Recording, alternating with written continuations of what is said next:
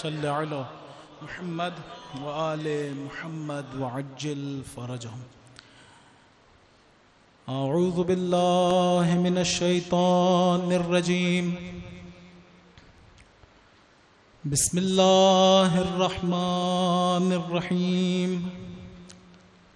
الحمد لله رب العالمين والعاقبة للمتقين والجنة للمطيعين والنار للملحدين. ثم الصلاة والسلام على أشرف الأنبياء والمرسلين شفيع المذنبين نبينا أبي القاسم محمد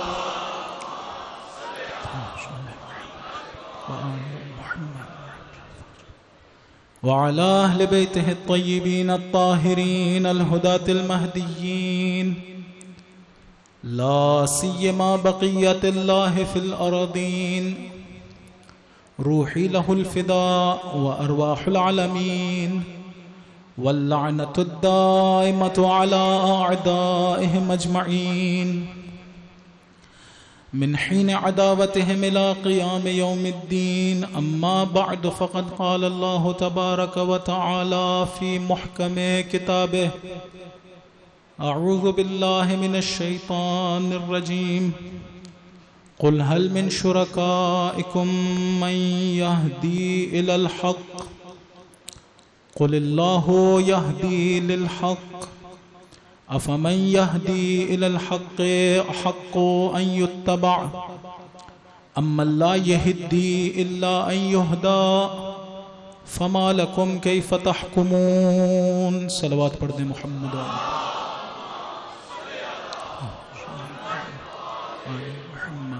وعجل فرجهم ولعن أعداءهم. خداوند متعال کا نہایت شکر گزار ہوں کہ اس نے مجھے اور ہم سب کو یہ توفیق عنایت کی کہ ایک مرتبہ پھر اس کا اور اس کے پاک بندوں کا ذکر بجا لا سکیں.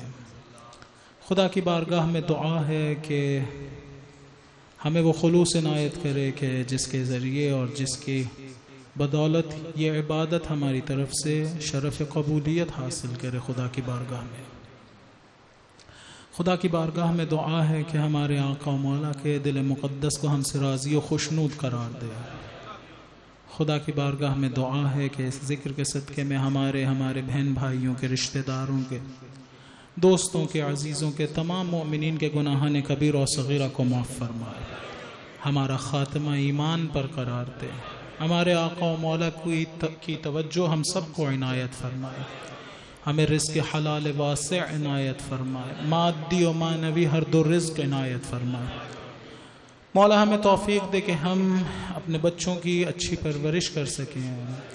ہماری نسلوں میں اور ہم میں اپنی اور اہل بیت علیہ السلام کی معرفت محبت اور ولایت کو تا قیامت قائم و دائمت نصیب فرما. خدایا وہ دعائیں جو مومنین کے دلوں میں ہیں انہیں اپنی بارگاہ میں قبول و منظور فرما. مولا جو بیمار ہیں جسمانی اور روحانی بیماریاں خدایا سب کو شفا کاملہ و عاجلہ عنایت فرما. خدایا تمام مومنین کو مراج اعظام علماء ماتمین و خان عزاداران خدایا تمام مستضعفین عالم کو اس وائرس سے محفوظ قرار دے. دشمنان اسلام اور دشمنان ایمان اور دشمنان تشیع اپنے دشمنوں کو خدایا اسی وائرس کے ذریعے سے نیست و نابود قرار دے. دعاؤں کی قبولیت کے لیے ایک مرتبہ درود پڑھیے محمد و آل محمد.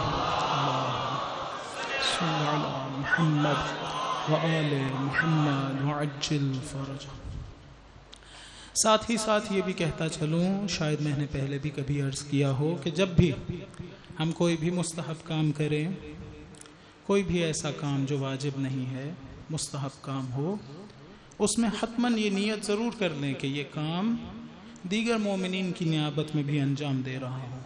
خصوصاً والدین، خصوصاً وہ لوگ جو اس دنیا سے چلے گئے ان کے لیے کوئی نیک اعمال انجام دینے والا نہیں ہے. مومنین جنہوں نے اس امام بارگاہ کی بنیاد رکھی ہو، خدمت انجام دی ہو، شہداء، علماء جن لوگوں نے دین کی حفاظت کی ہے، خدا نے ان کے ذریعے سے دین کی حفاظت کی ہے، ان لوگوں کو ضرور یاد رکھیے.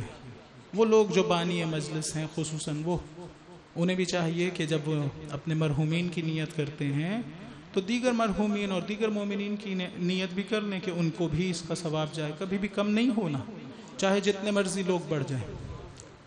آغا سعادت پرور علی سعادت پرور رضوان اللہ تعالی علیہ، ان کے شاگرد کہہ رہے تھے کہ کسی نے خواب میں دیکھا کہ ایک جمعیت ہے جو بہت بڑی جمعیت، سب کی سب اس شخص کی طرف خواب میں دیکھا کہ نگاہ کیے ہوئے ہیں، اس کی طرف توجہ کی ہوئی ہے.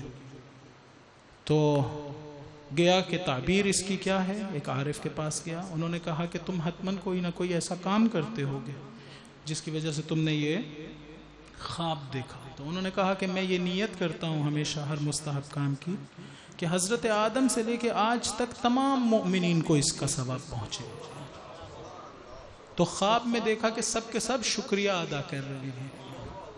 وہ شخص کہتا ہے میں نے اپنے دادا کو دیکھا، خواب میں فوت ہو چکے تھے، دیکھا کہ ابھی بھی ان کی ایک توجہ اس دنیا کی طرف ہے، اسی دنیا کی طرف ایک توجہ ہے.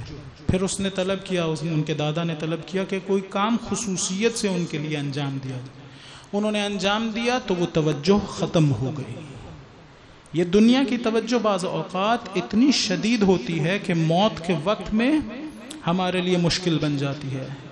ایک عالم دین جب احتضار کی کیفیت میں تھے تو دوستوں کو خبر ہوئی، دوست ان سے ملنے کے لیے گئے.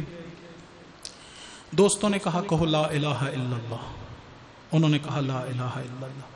پھر کہا کہو محمد الرسول اللہ. انہوں نے کہا. پھر کہا کہو علی ولی اللہ. تو نہ کہہ پائے، نہ کہہ سکے، مرنے کے قریب تھے. جب چند دفعہ نہ کہہ پائے تو یہ لوگ مایوس ہو گئے. پھر انہوں نے نہیں کہا ان سے کہ کہیے، چلے گئے. وہ عالم دین فوت نہیں ہوئے، ٹھیک ہو گئے. جب ٹھیک ہو گئے تو یہ دوست واپس آئے، پوچھا کیا وجہ ہے کہ آپ نے پہلی 2 شہادتیں کہیں پھر تیسری نہ کہہ پائے. کہا شیطان نہیں کہنے دے رہا تھا. میرا ایک آئینہ ہے. بعض لوگوں نے اس طرح سے ذکر کیا، بعض نے کہا کوئی چیز تھی ڈیکوریشن کی. کہا اسے بہت زیادہ، وہ مجھے بہت زیادہ پسند تھا، تو شیطان کہتا تھا اگر کہو گے تو یہ توڑ دوں گا. ٹھیک ہونے کے بعد سب سے پہلا کام یہ کیا کہ انہوں نے اسے خود توڑ دیا. خود توڑ دیا. جو چیز بھی میرے اور میرے مولا کے درمیان میں آئے گی اسے میں خود ختم کروں گا.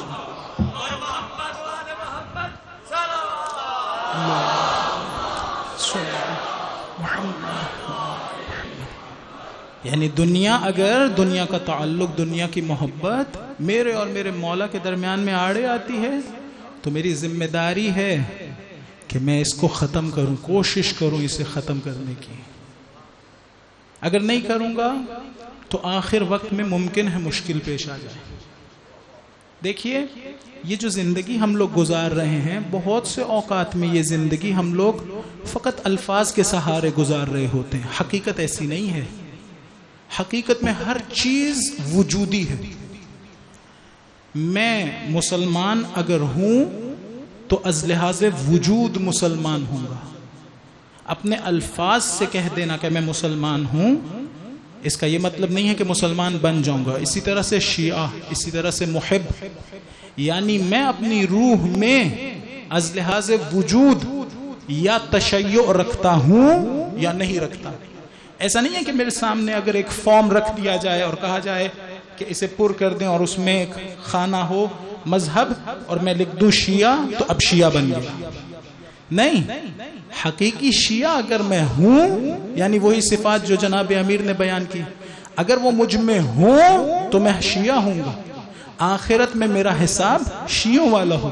اگر نہیں ہوں گا تو 100 مرتبہ میں لکھ لوں کاغذ پہ میں شیعہ ہوں گا، آخرت میں میرا حساب وہ نہیں ہوگا. ہم لوگ بہت سے اوقات میں ان چیزوں کی طرف توجہ نہیں رکھتے. ایک درود پڑھیے محمد و آل محمد پر. میں نے کل عرض کیا تھا کہ ہمارے ائمہ کی شان میں سے ایک شان یہ ہے کہ حقیقی اعتبار سے وہ اس قدر بلند مقام پر ہوں کہ حق الیقین کی منزلت پر فائز ہوں، یعنی خدا کی صفات کی جلوہ گاہ ہوں حقیقی اعتبار سے، الفاظ میں نہیں. مفاہیم کی دنیا میں نہیں، حقیقت میں وہ آئمہ خدا کی صفات کی جلوہ گاہ ہیں۔ میں نے پہلے بھی آیات کی تلاوت کی تھی، صبغۃ اللہ ومن احسن من اللہ صبغہ، دیگر احادیث قدسیہ بھی موجود ہیں۔ ہم سے بھی خدا نے یہی مانگا ہے کہ الفاظ کی دنیا میں نہیں یہ کام کرنا، حقیقت میں یہ کام کرنا ہے۔ عبدی اطیعنی حتی اجعلک مثلی، اے میرے بندے میری اطاعت کر۔ ایک اور جگہ پہ کہا تھا وَعْبُدْ رَبَّكَ حَتَّى يَأْتِيَكَ الْيَقِينَ، بعض لوگوں نے وہاں پر یقین کو موت سے تعبیر کیا، لیکن اس حدیث قدسی میں کہا عبدی اطیعنی حتی اجعلک مثلی، اے میرے بندے میری اطاعت کر یہاں تک کہ میں تجھے اپنی مثل بنا دوں۔ مثل بنا دوں تو کیا ہوگا؟ اقول لشیء کن فیکون تقول لشیء کن فیکون، میں جب کسی چیز سے کہتا ہوں ہو جا ہو جاتی ہے، تو کہے ہو جا تو ہو جائے، تو کہے ہو جا تو ہو جائے۔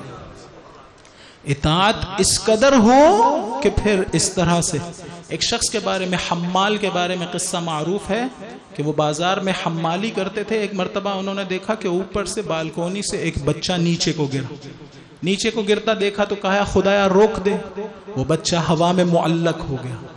نیچے پہنچ کے کہا خدایا دے دے، وہ بچہ گود میں آ گیا۔ سب لوگوں نے گھیر لیا، تم امام زمانہ علیہ السلام ہو؟ کہا نہیں۔ کہا اچھا پھر ان کے بہت کوئی قریبی ساتھی ہو؟ کہا نہیں۔ کہا پھر یہ جو کیا یہ کیا تھا؟ کہا اس کا راز یہ ہے، جب بہت زیادہ اصرار کیا تو کہا اس کا راز یہ ہے، وہ جو کہتا ہے میں کرتا ہوں، میں جو کہتا ہوں وہ کر دیتا ہوں۔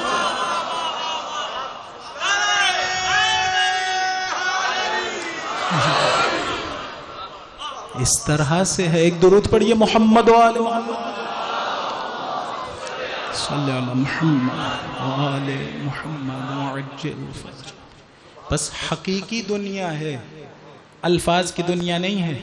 اس قدر سنگین روایت ہے معصوم سے کہ میں نے جس وقت پڑھا تو بہرحال سوچنے پہ مجبور ہوا۔ کہا لا تکن ولی اللہ فی العلانیہ وعدوہ فی السر، لوگوں کے سامنے خدا کے ولی اور خلوت میں اس کے دشمن نہ بنو۔ ایسا نہ ہو جب لوگ موجود ہوں تو میں ظاہر کروں کہ میں تو بہت اچھا ہوں اور کوئی غلط کام نہیں کرتا، اور جیسے ہی تنہائی میں جاؤں تو خدا کا بدترین دشمن بن جاؤں۔ بہرحال کہنا یہ چاہتا ہوں کہ سب کا سب عمل اور وجود پہ مبتنی ہے۔ ایسا نہ ہو کہ میں اس میدان میں رہ جاؤں، ورنہ مجھ سے زیادہ بدقسمت کون ہوگا جو ان باتوں کو سمجھنے اور سننے اور سنانے کے بعد بھی اگر عمل نہ کیا تو آخرت میں زیادہ زیانکار شمار ہوں گا نا۔ خدا کی بارگاہ میں توفیق ہے، خدا کی بارگاہ میں دعا ہے ہم سب کو توفیق دے، ہم عملی اور وجودی اعتبار سے اہل بیت کے قریب ہو جائیں۔ اہل بیت خدا کے قرب کے اعلیٰ ترین درجے پر فائز تھے، یعنی حق الیقین کا درجہ، وہاں جہاں خدا کی صفات کے بارے میں انہیں تصورات حاصل نہیں تھے، خود خدا کی صفات ان کے وجود میں جلوہ گر ہو چکی تھی، خدا کی صفات جلوہ گر ہو چکی تھی۔ میں نے کل وہ مثال دی تھی کوئلے کی یا لوہے کی۔ لوہا اس طرح سے گرم ہو کہ آگ کی صفات اس میں آ جائیں، جس طرح آگ جلاتی ہے یہ بھی جلائے، لوہا اس طرح سے وہ صفات۔ اس حالت میں لوہے کو کیا کہیں گے کہ یہ حق الیقین کی منزلت پر ہے آگ کی نسبت۔ اگر لوہا آگ میں پڑا ہو اور سرخ ہوا ہو، اگر کوئی سرسری نگاہ سے دیکھے تو فرق نہیں کر پائے گا آگ کہاں ہے لوہا کدھر ہے۔ توجہ، اگر لوہا آگ میں اس طرح سے پڑا ہو کہ نہایت شدت سے اس کے ساتھ اس کا ارتباط قائم ہو تو دیکھنے والا عام آدمی پہچان نہیں پائے گا کہ لوہا کدھر ہے آگ کدھر ہے، سمجھے گا سب کی سب آگ ہی ہے۔ شاید ایسا ہی پیش آیا تھا نصیری کے ساتھ، جب اس نے خدا کی صفات کی جلوہ دیکھا نا، خدا کی صفات کا جلوہ، تو فرق نہ کر پایا کہ یہ خدا نہیں اس کی صفات کی جلوہ گاہ ہے۔ سمجھا خدا ہے؟ نہیں، خدا کہیں متولد نہیں ہوتا، خدا کا جسم نہیں ہوتا، خدا کھاتا پیتا نہیں ہے، خدا جنگیں اس طرح سے نہیں لڑتا. یہ ساری باتوں سے غافل ہوگا. کیوں؟ کیونکہ اس طرف اس کی توجہ تھی. جو کہ بہرحال کوئی بھی شخص اگر اس طرح سے کرے کہ ائمہ میں سے کسی کو اللہ تسلیم کرے، اللہ مانتا ہو، تو علماء نے اس کے کفر کے بارے میں صراحت کی ہے. اللہ فقط اللہ ہے اور کوئی اللہ نہیں ہے. ایک درود پڑھے محمد و آل محمد پر. محمد و آل محمد.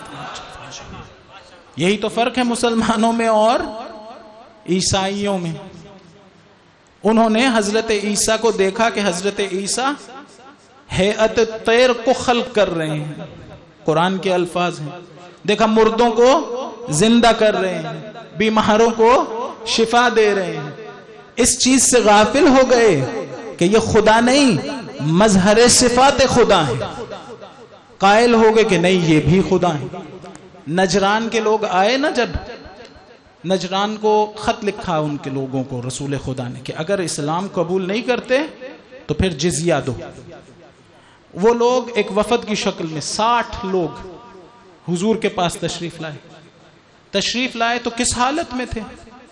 اپنے آپ کو زیوروں سے آراستہ کیا ہوا تھا، زرق برق کے لباس پہنے ہوئے تھے.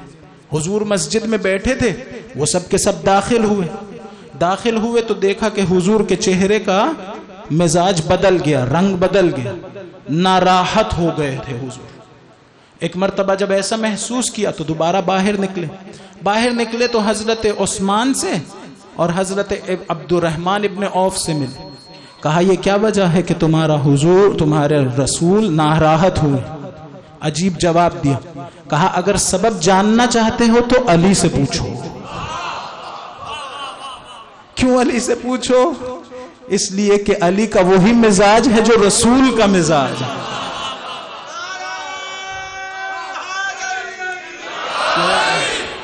علی نفس رسول ہے. یا علی یا علی یا علی مدد حق.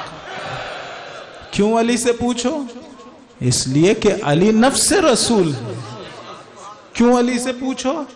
اس لیے کہ کائنات میں علی سے زیادہ رسول کو کوئی نہیں جانتا ہے، کوئی نہیں جانتا. آئے مولا کے پاس، مولا اس طرح سے اے علی ہم نے دیکھا حضور اس طرح سے ناراحت ہو گئے.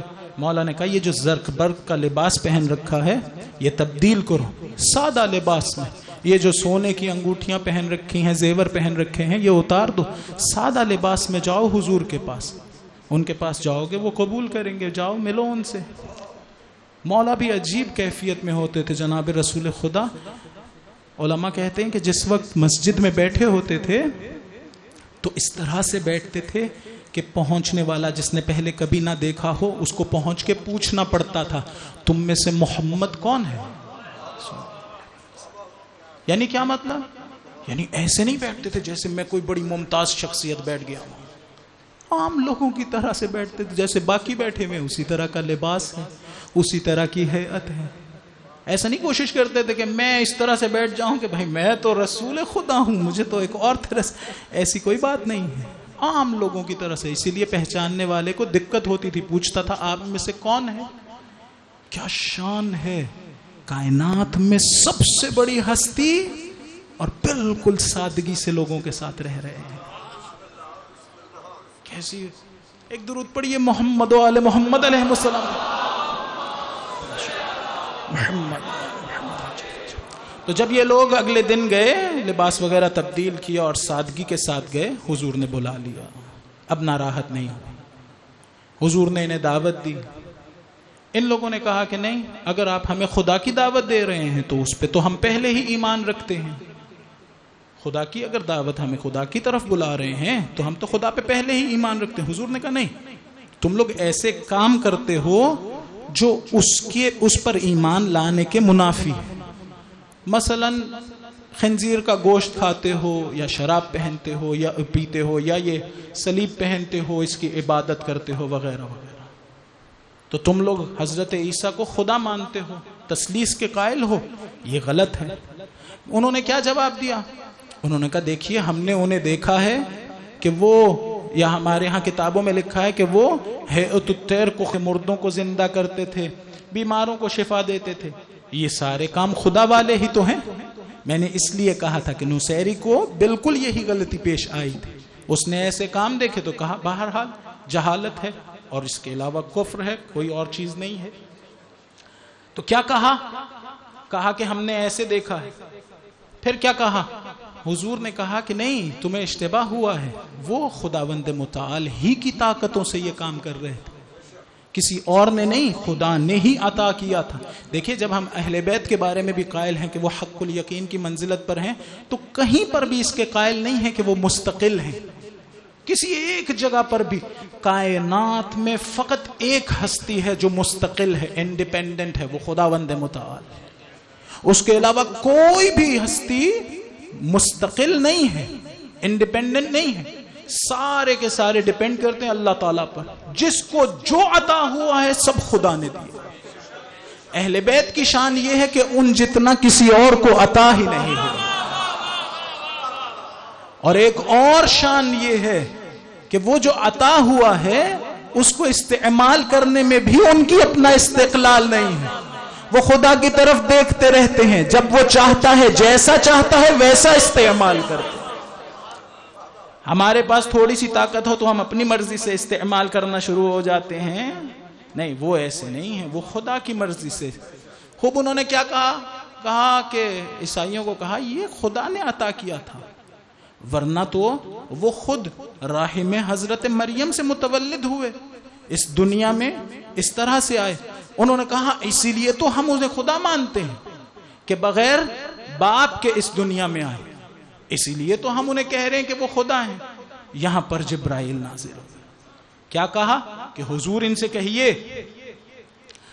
کہ حضرت عیسیٰ کی مثال حضرت آدم کی سی ہے، خلقہ من تراب، اللہ نے دونوں کو، حضرت آدم کو مٹی سے بنایا تھا، اسی طرح سے حضرت عیسیٰ کو خلق کیا۔ دیکھیے اگر بن باپ کے اگر کوئی متولد ہو تو اگر سزاوار ہو اسے خدا کہا جائے، جو بغیر ماں اور باپ کے متولد ہو یا اس دنیا میں آئے بدرجہ اولا اسے خدا کہنا چاہیے۔ حضرت عیسیٰ کے تو فقط والد نہیں تھے، حضرت آدم کے تو نہ والد ہے نہ والدہ، اگر انہیں خدا جو کہا جائے گا تو انہیں بدرجہ اولا کہنا چاہیے، لیکن عیسائی اس کے قائل نہیں تھے، وہ حضرت آدم کو نہیں مانتے تھے کہ وہ خدا ہیں۔ خوب جب یہ کہہ دیا انہوں نے پھر بھی قبول نہیں کیا۔ اب قرآن نے کیا کہا فَمَنْ حَاجَّكَ فِيهِ مِن بَعْدِ مَا جَاءَكَ مِنَ الْعِلْمِ، اگر تم سے یہ ابھی بھی نہیں مانتے تمہاری بات۔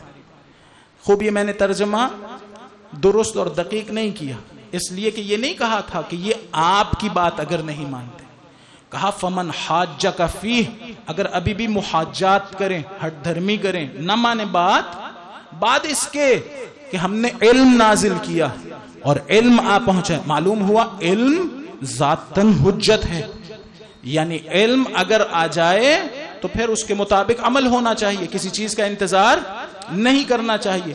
خدا نے بھی جو دلیل، خدا نے یہ نہیں کہا من بعد ما جاءک من الوحی، اے حضور ہم نے جو آپ پر وحی نازل کی ہے اگر اس کے بعد بھی یہ نہ مانے تو مباہلہ کر لیں، نہیں۔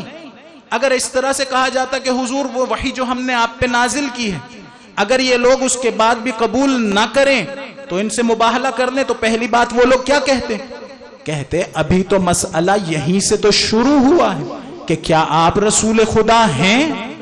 ہم تو آپ کی نہ رسالت پر ایمان رکھتے ہیں نہ وحی پر ایمان رکھتے ہیں کہ وحی آپ پہ نازل ہوتی ہے، تو آپ وحی کو ہی دلیل نہیں بنا سکتے۔ لہٰذا خدا نے یہ نہیں کہا کہ ہم نے وحی نازل کر دی ہے اور اگر یہ لوگ قبول نہیں کر رہے تو مباہلہ کریں۔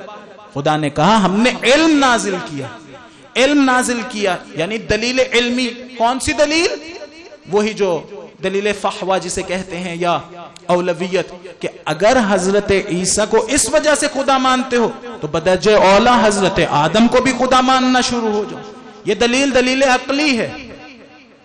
پس جب کہا نا کہ اگر علم کے باوجود وہ قبول نہ کریں تو پھر ان سے کیا کرنا؟ مباہلہ۔ فَقُلْ تَعَالَوْا، کہنے والا کون ہے؟ خدا۔ توجہ میری طرف عنایت، کہنے والا کون ہے؟ خدا۔ کیا کہہ رہے؟ قل، یعنی صیغہ امر، میں تمہیں حکم دے رہا ہوں یہ کہو۔ اب اس کے بعد جو الفاظ آئیں گے وہ کس کے ہیں؟ خدا کے. خدا بتا رہا ہے ایسے کہنا ہے. کیسے کہنا ہے؟ تعالو آ جاؤ، ندعو بلاتے ہیں، ہم بلاتے ہیں کس کو؟ ابناءنا و ابناءکم و نساءنا و نساءکم و انفسنا و انفسکم. خدا نے یہ نہیں کہا کہ ایسے کہو قل تعالو ابناءنا و نساءنا و انفسنا، نہیں، تکرار کیا، کہا قل تعالو ندعو ابناءنا و ابناءکم، آؤ بلاتے ہیں، تم بھی بلاؤ ہم بھی، ہم اپنے بیٹوں کو تم اپنے بیٹوں کو. توجہ کیجئے، اگر یہ تکرار نہ ہوتا نا تو آج کے مبغضین کہہ سکتے تھے کہ خدا نے کہا تھا آؤ بیٹوں کو بلا لو. جب بیٹے آئے تو اس میں عیسائیوں کے بھی تھے، حضور کے بھی تھے. کوئی امتیاز نہیں ہے یہاں پر بیٹوں کو بلانا. خدا نے کہا نہیں، ایسے نہیں بلانا کہ آؤ بیٹوں کو بلا لو، کہو تم اپنے بیٹوں کو بلاؤ، ہم اپنے بیٹوں کو بلائیں. اس کے بعد کیا فرمایا؟ وَنِسَاءَنَا وَنِسَاءَكُمْ. ترجمہ میری طرف سے ہے. یہ کہا تم اپنی بیٹیوں کو بلاؤ، ہم اپنی بیٹیوں کو بلاتے ہیں. عام طور سے ترجمہ کیا ہوتا ہے؟ تم اپنی عورتوں کو بلاؤ، ہم اپنی عورتوں کو بلاتے ہیں. میں یہ ترجمہ نہیں کر رہا، میں کہہ رہا ہوں کیا فرمایا؟ تم اپنی بیٹیوں کو بلاؤ، ہم اپنی بیٹیوں کو بلاتے ہیں. پھر کہا تم اپنے نفسوں کو بلاؤ، ہم اپنے نفسوں کو بلاتے ہیں. اگر یہ تکرار نہ ہوتا تو آج کہنے والا کہہ سکتا تھا کہ یہ بیٹیاں بھی سب کی سانجھی تھی، یہ نفوس بھی سب کے سانجھے تھے. الگ الگ بلانے کی حکمت یہ تھی کہ حضور آپ اپنے بیٹوں کو بلائیے جو ان کے بیٹوں سے جدا ہیں، آپ اپنی بیٹیوں کو بلائیے جو ان کی بیٹیوں سے جدا ہیں، آپ اپنے نفسوں کو بلائیے جو ان کے نفسوں سے جدا ہیں. مامون نے کہا امام سے، کہا یہ دلیل بتائیے علی کی خلافت پہ آپ کے پاس کیا دلیل ہے؟ مولا نے یہی آیت پڑھی کہ قل تعالوا ندعو ابناءنا وابناءکم ونساءنا ونساءکم وانفسنا وانفسکم. نے کہا یہاں انفسا سے مراد، انفسنا سے مراد مرد ہیں، نفوس نہیں ہیں. توجہ، کیا کہا تھا؟ ابناءنا وابناءکم نساءنا ونساءکم وانفسنا وانفسکم. یہاں انفس سے مراد کیا ہے؟ مرد، نفس مراد نہیں ہے. کیوں؟ اس لیے کہ پہلے کہا ہے نساءنا. اگر پہلے عورتیں ذکر ہوئی تھیں تو بعد میں مردوں کا ذکر ہونا چاہیے. یہ اس کی دلیل تھی. مولا نے کہا نہیں، نساءنا ابناءنا کے مقابلے میں ہے. یعنی پہلے کہا تھا بیٹوں کو بلاؤ، نساءنا سے مراد عورتیں نہیں بیٹیاں ہیں.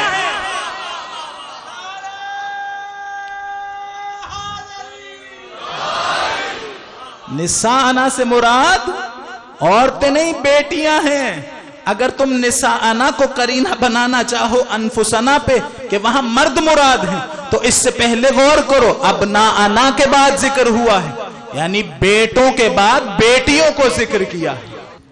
قرآن کے ساتھ ہمارا رشتہ بہت مضبوط ہونا چاہیے، اس لیے کہ جا بجا قرآن میں اور دقائق قرآن میں اہل بیت کے اور خداوند متعال کے معارف بھرے پڑے ہیں. خدا نے اہل بیت کے قصائد اور مناقب قرآن میں جا بجا لکھے ہیں اور خود اپنی بھی معرفی کروائی ہے. دیکھیے، اگر میں ایک شخص کو نہ جانتا ہوں اور اس کا ایک خط میرے تک آئے تو میں اس کو کیسے پہچانوں گا؟ جو کچھ اس نے لکھا ہے اس کے ذریعے سے.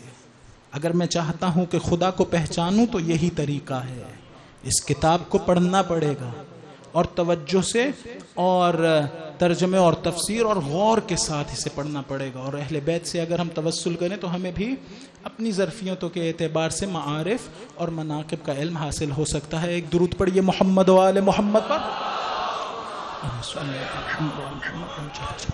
لیکن یہ حقیقی معارف نہیں ہوں گے. حقیقی معرفت وہ ہوگی جو ہم عقل، عمل اور پاکیزگی کے نتیجے میں حاصل کریں، جسے میں نے پہلے بھی عرض کیا تھا کہ وہ معرفت حضوری ہو، یعنی حقائق کا علم ہمیں حاصل ہو۔ اگر ہم جاننا چاہتے ہیں کہ جناب امیر متقی تھے، تقوی کیا ہوتا ہے، تو تقوی کا مفہوم جاننا کافی نہیں ہے، وجودی مرحلہ ہے جہاں پر تقوی کو میرے اندر، میرے وجود میں حقیقی اعتبار سے آنا ہوگا۔ جب وہ آئے گا تو ایک اور مطلب سمجھ میں آئے گا۔ جو لوگ حضرت عباس کی وفا کا علم حاصل کرنا چاہتے ہیں، بے وفاؤں کو بھی وفا کا مطلب معلوم ہے، لیکن جب تک وفا وجود میں نہ آئے کوئی نہیں حاصل کر سکتا اس کا مطلب کہ بھئی حضرت عباس علیہ السلام باوفا تھے یعنی کیا۔ ایک حقیقی چیز ہے جسے ہم سب انجام دیں۔ ایک درود پڑھیے محمد و آل محمد پر۔ خیر، نہایت اعلیٰ مراتب اہل بیت کے قرآن میں ذکر ہوئے ہیں اور بیان ہوئے ہیں کہ اب تنگی وقت کی وجہ سے اسے آج انہیں مزید بیان نہیں کر پاؤں گا۔ آج میں چاہتا ہوں کہ دو ایسی شخصیات کے بارے میں تذکرہ کروں جن کے بارے میں علماء نے نہایت عجیب جملے کہے، معمولی علماء نے، اولیاء اللہ نے یہ جملے کہے ہیں۔ کہا ہے کہ وہ شخصیات ایسی ہیں، دو شخصیتیں، اور عجیب یہ ہے کہ دونوں ایک ہی ماں کی گود کے پلے ہیں۔ اس قدر تعجب والی بات ہے، یہ اولیاء اللہ کہتے ہیں کہ وہ دونوں ایسی کہ ان کی انگلیاں تو چھوٹی ہیں، ہاتھ تو چھوٹے ہیں، لیکن جب گرہ کشائی کرتے ہیں تو بڑے بڑے گرے کھول دیتے ہیں۔ بعض علماء نے کہا ہے اگر بہت مشکل کوئی مرحلہ ہو تو حضرت علی اصغر کے مصائب پڑھو اور واسطہ دو۔ باب الحوائج ہیں، ان کا ذکر کرو اور خدا کو ان کا واسطہ دو۔ چھوٹی سی عمر ہے لیکن ہیں باب الحوائج۔ جس طرح سے امامین حسنین اس ظاہری بچپنے کے سن میں اسلام کی حقانیت پہ دلیل بن گئے نا، اسی طرح حضرت علی اصغر حسین کی حقانیت پہ دلیل بن گئے۔ اسی طرح جناب رقیہ، جناب سکینہ سلام اللہ علیہا امام حسین کی حقانیت پہ دلیل بن گئے۔ اور ہیں کون؟ دونوں ایک ہی ماں کے بچے ہیں۔ بعض اوقات میں سوچتا ہوں عجیب ایمان ہوگا جناب رباب کا، اپنی پوری کائنات خدا کے سامنے رکھ دی، فدا کر دی۔ ایک شوہر تھا حسین، اس کی قربانی پیش کر دی۔ ایک ششماہا تھا، وہ بھی دے دیا۔ ایک چھوٹی سی بچی تھی شام کے زندان میں، وہ بھی شہید ہو گئی، تنے تنہا اکیلی رہ گئی۔ کتنا مضبوط ایمان چاہیے اس بی بی کو، ایسی مومنہ ہے۔ یہ لٹا ہوا قافلہ جب گیا تھا نا شام، اور پھر شام سے واپس آ رہا تھا تو کربلا میں رکا تھا۔ جس وقت کربلا میں رکا اور پھر امام زین العابدین علیہ السلام نے کہا چلیے اب مدینہ کی طرف جانا، تو ایک مرتبہ یہ بی بی آگے آئیں، آگے آ کے کہا مولا اگر اجازت ہو میں کربلا میں رہنا چاہتی ہوں۔ اجرکم اللہ، کہا میں کربلا سے نہیں جانا چاہتی۔ مولا نے چند دن کی اجازت دی۔ ایک مرتبہ کہا کہ ایک خیمہ نصب کیا جائے جناب رباب کے لیے، سننا چاہیں گے کیا کہا بی بی؟ کہا مولا میرے لیے خیمہ نصب نہ کریں، میں دھوپ میں بیٹھوں گی۔ کیوں؟ اس لیے کہ جانتی تھی نا حسین کا لاشا 3 دن تک دھوپ میں رہا، وہ چھوٹا سا پھول وہ 3 دن تک دھوپ میں رہا۔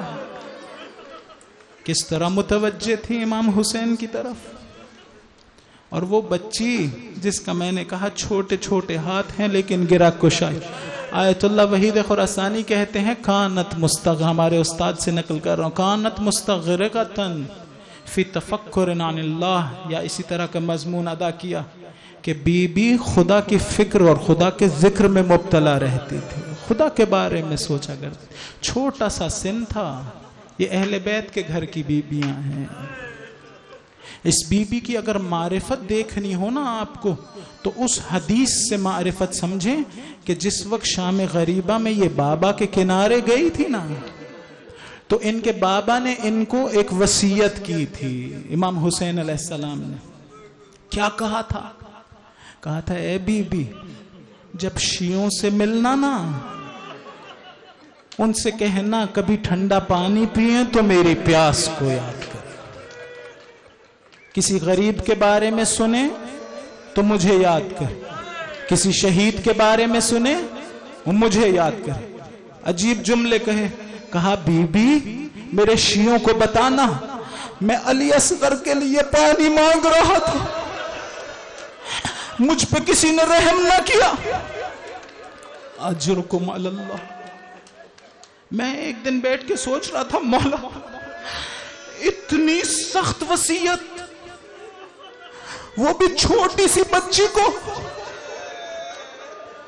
میرے ذہن میں آیا شاید سبب یہ تھا اس بچی کو باپ کی پیاس کی بہت فکر تھی۔ جس وقت شام غریبہ میں پانی آیا تھا نا، کوزہ لے کے بعض علماء نے کہا مقتل کی طرف چلی۔ بی بی نے پوچھا کہاں جا رہی ہے؟ کہا میرا بابا بہت پیاسا۔ جس وقت گھوڑا آیا تھا نا خیموں میں واپس، سب بیبیاں ماتم کر رہی تھی، یہ ماتم نہیں کر رہی تھی۔ ایک مرتبہ گھوڑے سے خطاب کیا، اے بابا کے گھوڑے مجھے پتا ہے بابا مارے گئے، ایک سوال کا جواب دے دے، میرے بابا کو مرنے سے پہلے کسی نے پانی دیا تھا؟ اجرکم اللہ، اجرکم اللہ۔ اس کو باپ اور باپ کی یاد کھا گئی۔ چھوٹی سی بچی کرتے میں آگ لگی، بیابان کربلا میں دوڑ رہی تھی۔ جس وقت بی بی جناب زینب پہنچی تھی نا پاس، تو دیکھا باپ کی لاش کے ساتھ لپٹی ہے۔ شاید آج پہلی دفعہ تھا کہ سینے پہ نہیں سو رہی تھی۔ کیوں؟ اس لیے کہ سینے پہ شاید پتھر بہت تھے، شاید اس لیے کہ تیر بہت تھے، شاید اس لیے کہ جسم کی پسلیاں ٹوٹ چکی تھی۔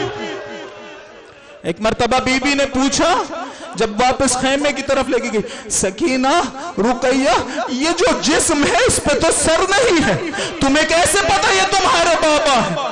کہا میں روتی ہوئی آواز دے رہی تھی، اس لاش سے آواز آئی، لیا لیا یا بنی۔ اس بی بی کا واسطہ خدایا ہمیں حسینی بنا۔ ایک یہ بی بی، میں کہتا ہوں نا کیا ایمان ہوگا جناب رباب کا، کس طرح سے برداشت کیا ہوگا۔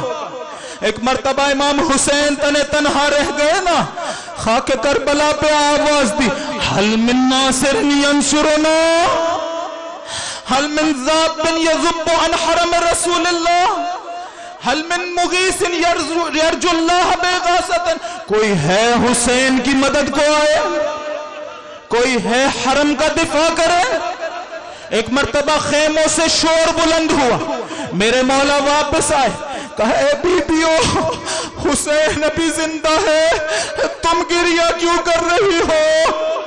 کہا آقا یہ بچہ بھی بھوکا پیاسا ہے، اس کی ماں کا دودھ خشک ہو چکا، لیکن ابھی سے پہلے کبھی آنکھیں کھولتا تھا، ادھر ادھر دیکھتا تھا، آنکھیں بند کر لیتا تھا، مولا آپ نے نہ جانے کیا کہہ دیا۔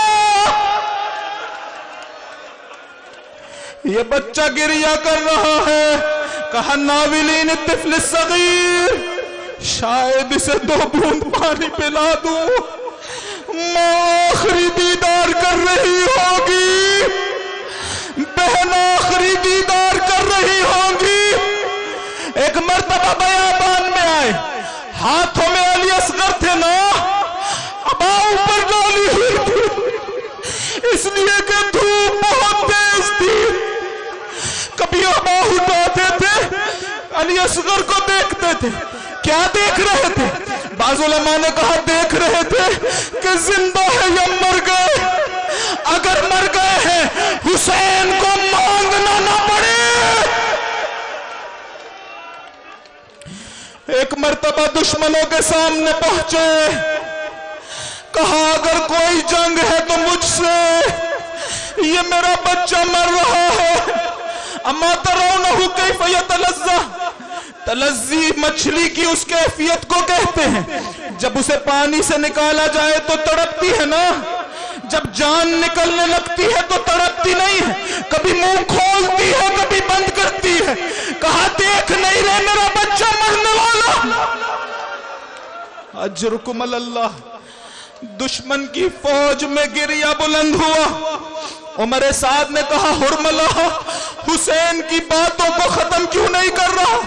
کہا کیا کروں، باپ پہ تیر چلاؤں یا بچے پر؟ کہا گردن کی سفیدی نہیں دیکھ رہا؟ ایک مرتبہ سے شعبہ تیر جوڑا، علماء نے کہا یہ وہ تیر تھا، اگر اونٹ کو مارا جاتا وہ زمین پر بیٹھ جاتا۔ اجرکم اللہ۔ ایک مرتبہ تیر بچے کے گلو میں لگا، فَذُبِحَ الطِّفْلُ مِنَ الْأُذُنِ إِلَى الْأُذُنِ، بچہ ذبح ہو گیا۔ بابا نے بچے کے خون کو لیا، آسمان کی طرف اچھال دیا، بچے کو اس طرح سے گلے سے لگایا۔ میرا دل کہتا ہے حسین اپنے ہی بچے کے خون کی گرمی محسوس کر رہے ہیں۔ اجرکم اللہ۔ ایک مرتبہ ابو خلیق سے مختار نے پوچھا کبھی تجھے حسین پہ ترس آیا تھا؟ کہا ایک موقع ایسا تھا میں نے خدا سے کہا مجھے موت دے دے۔ کب؟ جب حسین کا بچہ ذبح ہو گیا۔ ایک مرتبہ لاش کو اٹھا کے خیمے کی طرف چلنا شروع کیا، ایک بی بی خیمے سے باہر آئی، حسین کو شرم آ گئی ہوگی، واپس مقتل کی طرف مڑ گئے، دوبارہ خیمے کی طرف، پھر مقتل کی طرف، پھر خیمے کی طرف۔ میں نے خدا سے کہا خدایا یہ مظلومیت نہیں دیکھی۔ اجرکم اللہ۔ بچے کی قبر خود کھودنا شروع کی۔ مجھے نہیں معلوم جس وقت قبر کھود رہے تھے بچے کو ماں کے ہاتھوں پہ دیا تھا یا گرم ریت پہ لٹایا۔ ہاں اتنا ضرور ہے جس وقت ایک مرتبہ لٹا دیا تھا نہ جانے دل میں کیا آیا، ایک مرتبہ واپس گلے سے لگا لیا۔ اجرکم اللہ۔